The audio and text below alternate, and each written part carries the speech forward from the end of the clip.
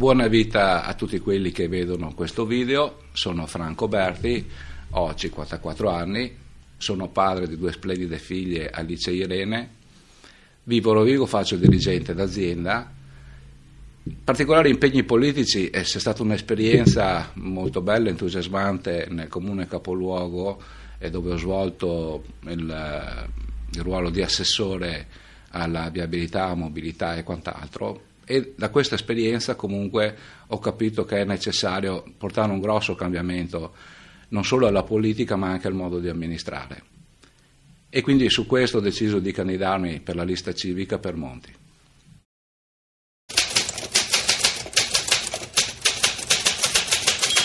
Il Polesine ha tutta una sua peculiarità.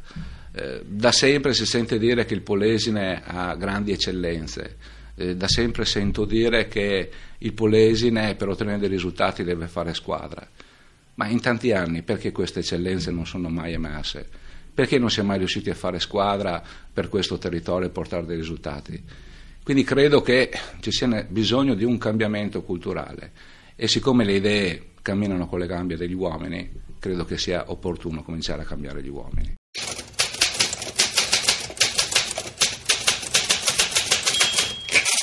La prima riforma è sicuramente la riforma elettorale, perché riformare la politica diventa fondamentale per il nostro Paese.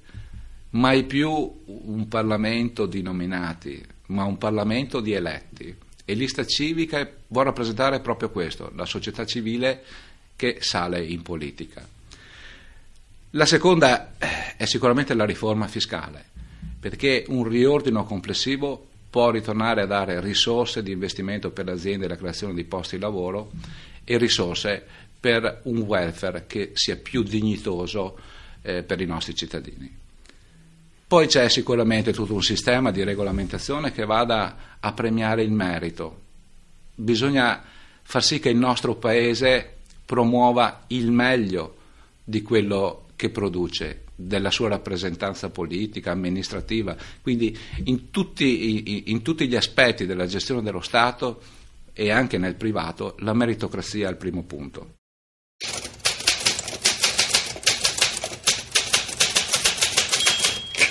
La prima è per il Polesine. Mi adopererei per realizzare la fusione tra i comuni, è una scelta strategica. La seconda invece è fondamentale per il Paese, ritornare all'economia reale. Basta finanza creativa.